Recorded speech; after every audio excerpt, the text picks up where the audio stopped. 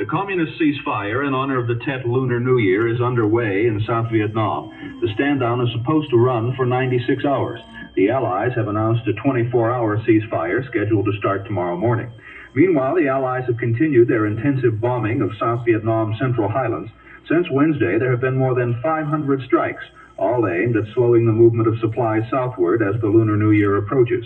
U.S. soldiers in South Vietnam have been put on a standby alert and have been ordered to stay off the streets when Tet is celebrated on Tuesday.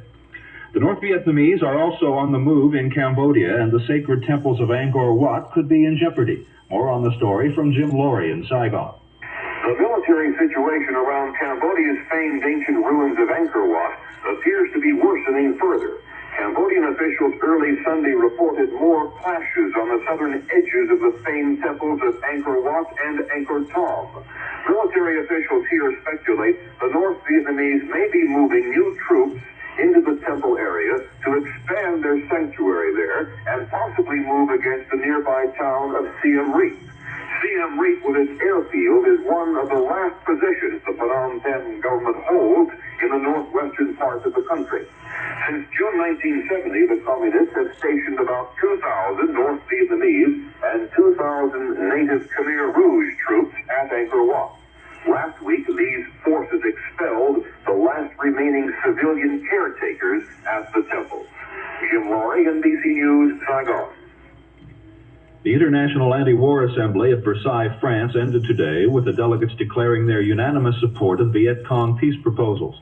An assembly resolution also denounced the United States, calling on the Nixon administration to pull out of South Vietnam and to withdraw its support from the Thieu regime.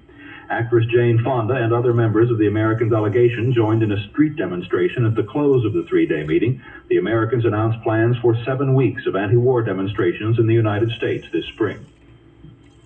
The Israeli Foreign Ministry has approved an agreement with France which ends a long-standing dispute over the Israeli purchase of French Mirage jets. Israel had paid $75 million for the delivery of 50 planes, but the late French President Charles de Gaulle blocked their delivery to Israel at the time of the 1967 war. Under the agreement announced today, France will refund the money. Moshe Dayan, Israel's defense minister, has returned to Tel Aviv following a 10-day American visit. Dayan said he's satisfied with his talks with U.S. officials, but is not interested in an Egyptian proposal to hold face-to-face negotiations if Israel will evacuate the Sinai Peninsula.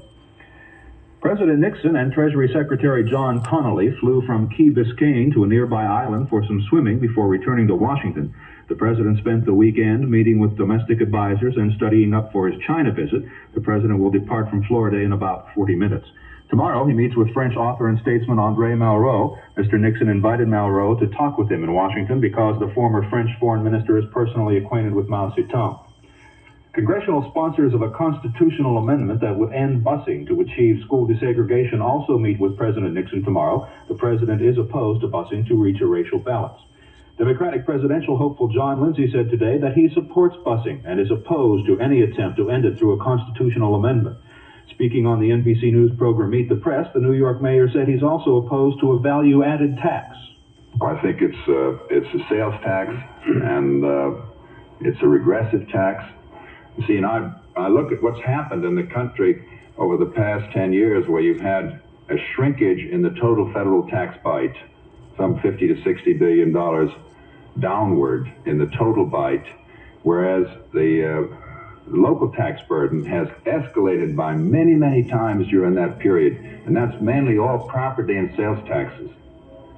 The full program of Meet the Press can be heard later today on many of these NBC stations. President Nixon was endorsed for re-election today by former Teamster President Jimmy Hoffa. He served 4.5 years of the 13-year prison sentence before being freed by President Nixon just before Christmas. Hoffa said Mr. Nixon is the best man for the job. Hoffa appeared on ABC's Issues and Answers. He also said that it is his experience that prison officials are not concerned with rehabilitation.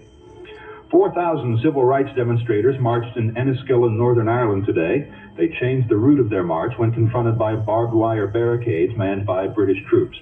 In Dublin, 10,000 people marched. They, too, were protesting the law which permits Northern Ireland to intern suspected Irish guerrillas without trial. The wreckage of the missing tanker VA Fog has been found in the Gulf of Mexico near Freeport, Texas. A team of divers has found no bodies, but reports that the tanker apparently caught fire before it went down. The Fog disappeared while on a routine trip from Freeport to Houston. West Coast Longshore Union leaders, faced with rank-and-file dissatisfaction and Teamster Union grumbling, are meeting again today to ratify a contract which could end the West Coast dock strike.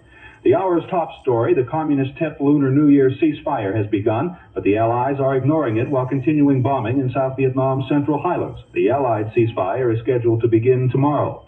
Lee McCarthy, NBC News.